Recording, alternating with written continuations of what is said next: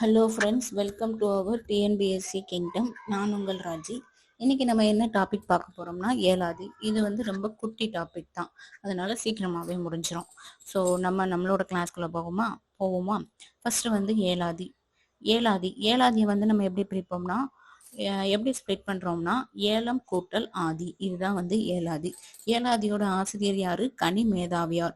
ஏலாதியோட ஆசிரியர் கனி மேதாவியார். இதுல நூற்குறிப்பு, ஆசிரியர் குறிப்பு, அதுக்கப்புறம் ஒரு செய்யுள். இதை மட்டும்தான் நம்ம இன்னைக்கு கிளாஸ்ல டிஸ்கஸ் பண்ண போறோம். ரொம்ப குட்டி டாபிக் தான் இது. ஃபர்ஸ்ட் வந்து நூற்குறிப்பு பார்க்க போறோம். ஃபர்ஸ்ட் சிறப்பாயிரம், தற்சிறப்பு பாயிரம் உட்பட 81 வெண்பாக்களை கொண்டது. இதுல வந்து சிறப்பு பாயிரம், தற்சிறப்பு பாயிரம் சேர்த்து மொத்தம் 81 பாடல் இருக்கு. அந்த 81 பாடலும் என்ன வகையால வந்திருக்குன்னா வெண்பா. நம்ம இப்ப ரீசெண்டா பாக்குற டாபிக் ஃபுல்லா முக்காவாசி வெண்பா தான். அதனால நம்ம வெண்பா மட்டும் ஞாபகம் வச்சா போதும். இதுவே வெண்பாவோட ஓசை என்னன்னு கேட்டாங்கன்னா, வெண்பாவோட ஓசை வந்து செப்பல் ஓசை. அடுத்து செகண்ட் பாயிண்ட், 4 அடிகளில் 6 அருங்கருத்துக்களை கூறுகிறது. மொத்தம் 4 அடி தான் இருக்கு. அந்த 4 அடியில எத்தனை கருத்து நம்மளுக்கு தெரிவிக்குதுன்னா 6 கருத்து நம்மளுக்கு சொல்லுது. அதுக்கப்புறம் தேர்ட் பாயிண்ட் வந்து, இந்நூல் தமிழருக்கு அருமருந்து போன்றது. இந்த நூல் வந்து தமிழருக்கு வந்து ஒரு மருந்தா செயல்படுது அப்படின்னு சொல்றாங்க. அடுத்து ஃபோர்த் வந்து, ஏலம் என்னும் மருந்து பொருளை முதன்மையாக கொண்டு லவங்கம், சிறுநாவற்பூ, சுக்கு, மிளகு, திப்பிலி ஆகியவற்றினாலான மருந்து பொருள் ஏலாதி. ஏலம் தான் வந்து ஃபர்ஸ்ட். அந்த ஏலத்தை முதன்மையா வச்சு லவங்கம், சிறுநாவற்பூ, சுக்கு, மிளகு, திப்பிலி, இந்த 5 பொருளால் ஆனதுதான் வந்து ஏலாதி. அதுக்கப்புறம் ஃபிஃப்த் பாயிண்ட் வந்து, இம்மருந்து உண்பவரின் உடற்பிணியை போக்கும். இம்மருந்தை வந்து நம்ம சாப்பிட்டா நம்மளோட ஃபீவரா இருந்துச்சுன்னா ஃபீவர் வந்து குணமாகும். அதுக்கப்புறம் ஃபைனல் பாயிண்ட் வந்து, இந்நூலின் நற்கருத்துக்கள் கற்போரின் அறியாமையே அகற்றும். அதாவது இந்த நூலோட கருத்து வந்து நம்மளோட அறியாமையை போக்கி நம்மளை வந்து ஒரு தெளிவடைய செய்யறதுக்கு வந்து இந்த நூல் வந்து முக்கிய பங்காற்றுகிறது அப்படின்னு சொல்றாங்க. இதுல மெயினா என்ன ஞாபகம் வைக்கணும்னா, இதுல வந்து மொத்தம் எத்தனை பாட்டு இருக்குன்னா 81 பாட்டு. என்ன பானா வெண்பா. ஏலாதியோட ஆசிரியர் கனிமேதாவியர்.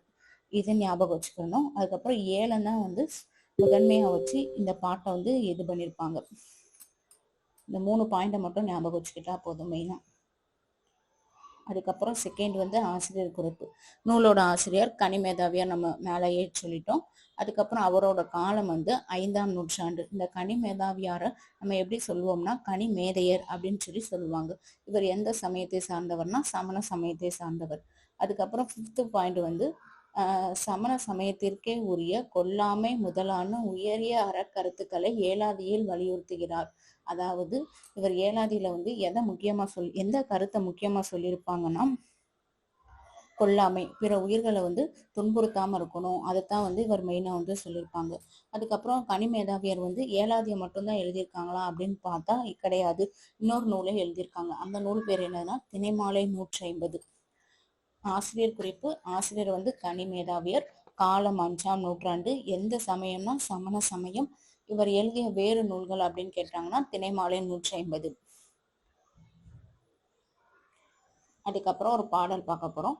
இந்த பாட்டுல என்ன சொல்லியிருப்பாங்கன்னா, ஒரு மன்னன் வந்து எப்படியெல்லாம் வாழணும் அப்படின்னு சொல்லியிருப்பாங்க. அப்படி வாழ்ந்தா அவன் வந்து எதுக்கு ஈக்குவலா போற்றப்படுவான் அப்படின்னு தான் இந்த பாடலோட கருத்து.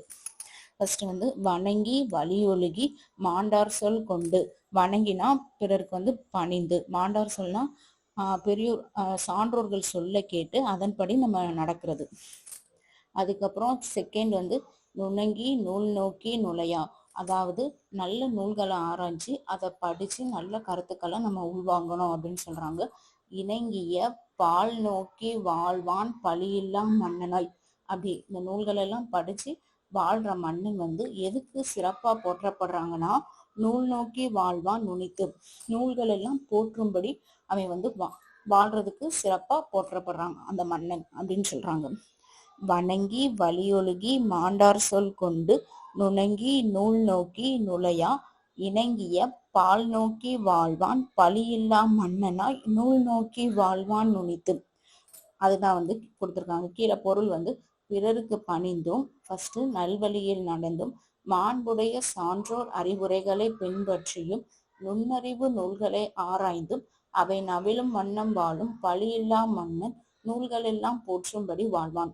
இந்த பண்பெல்லாம் கொண்டு வாழ்ற மன்னன் வந்து ஒரு நூல் வந்து என்னென்ன கருத்தெல்லாம் சொல்லும் அதுக்கு ஈக்குவலா அவன் இருப்பான் அப்படின்னு சொல்றாங்க. அதுக்கப்புறம் நெக்ஸ்ட் வந்து சொற்பொருள்.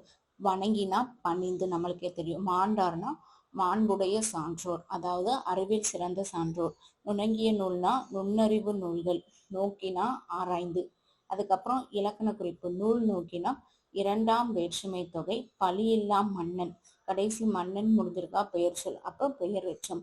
பழி இல்லா, அதாவது பழி இல்லைன்னா ஆப்போசிட்டா தானே சொல்லியிருக்காங்க, அதனாலதான் ஈடுகட்ட எதிர்மறை பெயரெச்சம். அவ்வளவுதான். நம்ம இன்னைக்கு டாபிக்ல என்ன பார்த்தோம்னா அதை மட்டும் ஒரு சிம்பிளா சொல்றேன். ஏலாதினா ஏலாதியோட ஆசிரியர் கனிமேதாவியர். இவர் வந்து எத்தனை பாடல்கள் எழுதியிருக்காங்கன்னா 81 பாடல். அந்த பாடல்கள் எல்லாம் என்ன பாவகைனா வெண்பா. இவரோட காலம் வந்து 5ஆம் நூற்றாண்டு. இவர் எந்த சமயத்தை சார்ந்தவர்னா சமண சமயத்தை சார்ந்தவர்.